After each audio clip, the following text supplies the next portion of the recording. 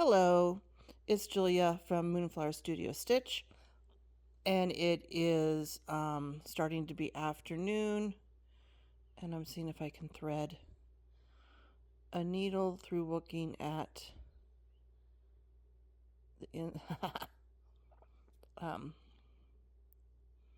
thread a needle looking through a screen. I did it. I did it. So you might notice that what was I saying? It is Thursday afternoon, start of Thursday afternoon, and I have been working away this morning and watching the hurricane Helena. I don't have a kiddo. I don't live in the South but I do have a kiddo that is in South Carolina. She kind of is staying there a year after she graduated from a school down there. And so, yeah, this Colorado girl is starting to pay attention to hurricanes, and thoughts are with everyone who is dealing with that. It's I mean, being here it's wildfires, which we've had, and kind of being barricaded in and big snowstorms are the things that we have to watch out for. So this is like a whole new thing for me to pay attention to hurricanes. But when you have a kid down there, you pay attention. And I don't think they're even getting close to where she is, but still, I'm learning about them. So if you'll notice a big major change here is I have entirely changed the skin tone on this skier. I've done that for multiple reasons. One being that this is a set of multiple skiers. So this is like my probably fourth or fifth color combination I've done. So I have other ones, and I'm trying to get a balance kind of with skin tones and types of people. This will release before Christmas, hopefully around Thanksgiving. And so there wasn't enough contrast in the face. I was using what is it, winter wheat. So she was going to just be kind of a European Caucasian at that time. And I wanted to get gray hair in because I've just turned I went gray, silver gray. Well, about pandemic time, I started wondering why in the world am I dyeing my hair? And so I want to incorporate that in because there are many, many beautiful, interesting people in the world that have coloring that is gorgeous. And I want to kind of, this project, this series is going to be kind of highlighting multiracial people. And also, I think this lichen is a color that is just one of those colors that just I when I saw it I wanted it, but it's hard to use, and it wasn't just giving enough bang for the buck against the wheat, the winter wheat, if you can see there. I mean, but this bang for your buck, that's gorgeous. I mean, if you're of this skin tone, start wearing some lichen. It's like a yellowy, bronzy, browny. I don't know what it is, but it is just one of those colors I think I mean, it would not be very impressive on me. My daughter can pull it off. She wears a lot of mustard and yellow because her skin tone is more tanny olive from her dad. And I have one daughter that looks really good in yellow. Not so much me, but I do like it on some people. So yeah, so ripped I had an alarm that was going to go off. I ripped out her face, which I do often. You try again. That's what's so cool about the needle arts. You can try again. And I am going to now restitch the earmuffs. I picked chestnut for the skin tone because I wanted some contrast. I think this is Tatanka. I wanted some contrast with the boots, and I had another brown, I think it was hickory, that did not look good with this. That was a dark brown, but it did not look good. So that's a factor too. So yeah, so we're gonna use lichen, to stitch the earmuffs. And again, I'm kind of doing this all. Let's see if I move. Now I got to move you around. I'll pause a second. Okay. I think if I stay right here, you can see and I can see. If you're, oh no, I have it on the wrong side. If you're wondering what my t-shirt says, it says heard ya, with a cow on it. I wish I had found this t-shirt when I had kids in the house, because you say that a lot as a mother. Heard ya. So if I'm here, if I keep tilting back, I'm going to lose my glasses. If I'm here, you can see. Okay. I have a lot of pulling a face off. My back has a lot of fuzz now, and other strands that were disturbed. But sometimes you just have to pull a face off. And if you don't like something, you just have to do it again. If I stay here, can you see? Okay, so it just needs to go between my eyeballs. So, but just look at the richness of these colors together. I mean, I didn't take a before picture. I should have. I was just kind of on a roll. But, the right color makes a huge difference. And I know that, like, right now, kind of this, there's this idea of using subdued colors and not having a lot of contrast. And I mean, that can have a beautiful effect too, for sure. But there's just something about getting it where there's a wow factor, and I just didn't think that I was doing a service to this lichen color from Weeks Dye Works. So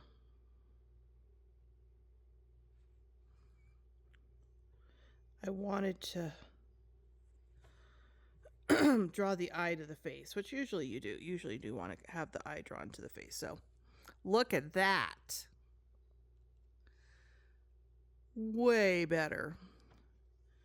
Okay, so get this. When I end, I usually just find 3 loops nearby, loop it around 3 times, digging in my loud Christmas tin, and then I'm going to go to the other side. When I start, I usually only loop around 1 loop. So ending 3 loops, starting 1 loop, because that starting loop is going to be underneath a whole bunch of stitches. You can still see my dog is still shedding.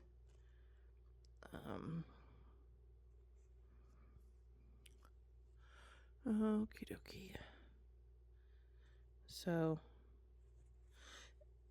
now am I still, if I'm here, can you, yep, that works.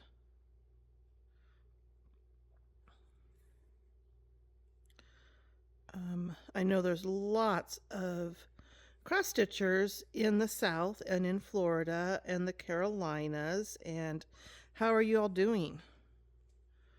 Are you all secure? Have you moved to a different place? I'll probably check in with my daughter again later on today and see if they're, I know it kind of moved west and then it moved east or back east, and so, but I know it can be scary. Like I said, I haven't dealt with a hurricane, but 7 or 8 years ago, we had a fire whip up in the canyon next to us, and I was here by myself, and we had to evacuate. Well, we were supposed to evacuate, and it, but I had our 89. Well, he was probably 90 by then. Maybe it was like late 80s. My husband's father lives in the second house on our homestead, and he did. He's gone now, and he was refusing to evacuate. And he was probably the start of his dementia, although we didn't know it at the time.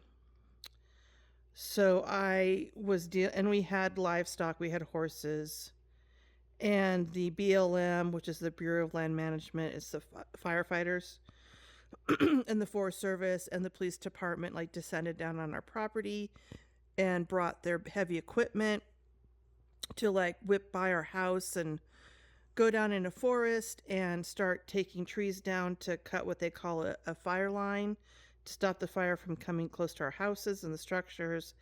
And my father-in-law was like mad at them and wanting to get a garden hose and help them with a garden hose. It was very traumatic. It was very traumatizing to me at the time. And I had 3 dogs, and I had all of my precious, family photos, my pictures of my daughters, and family quilts.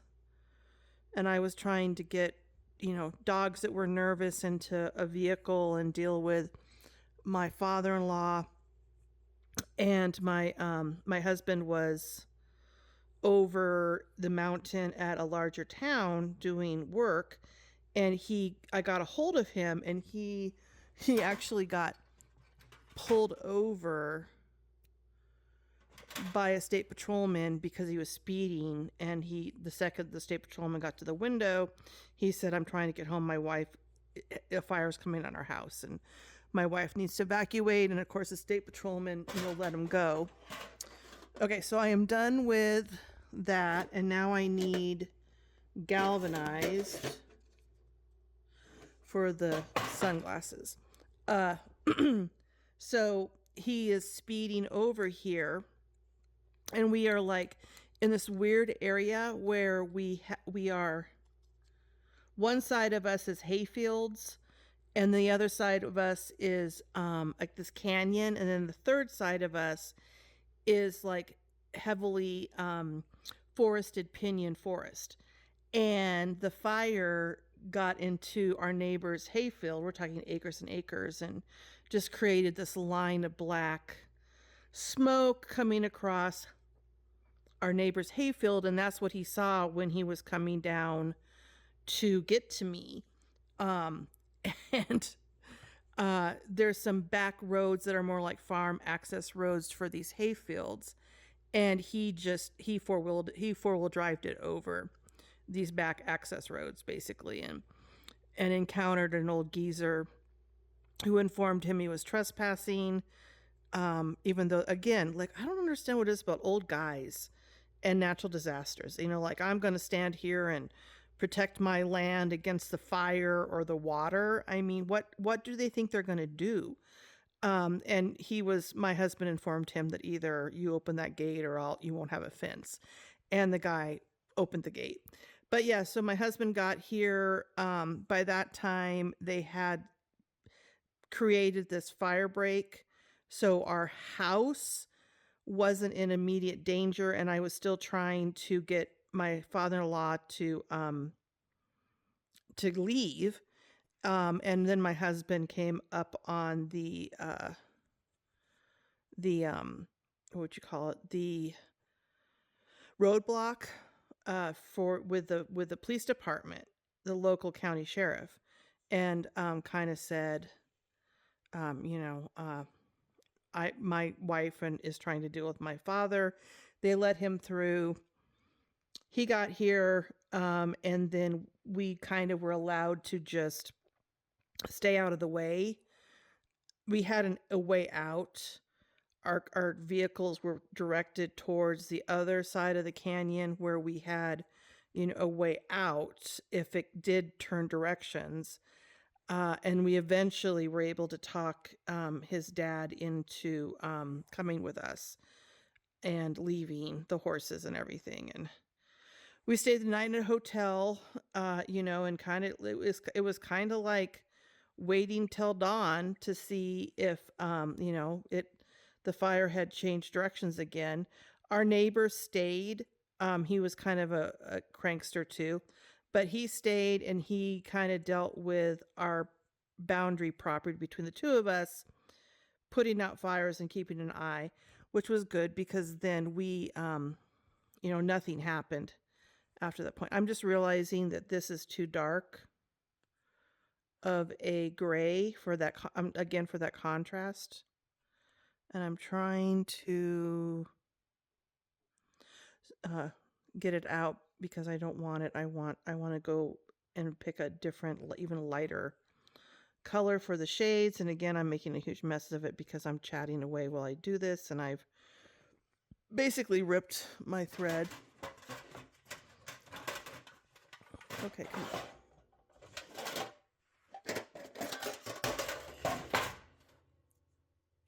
You're going to just have to bear with me because honestly, like, you would, if you looked at how I'm sitting and how I'm leaning back and what I'm doing,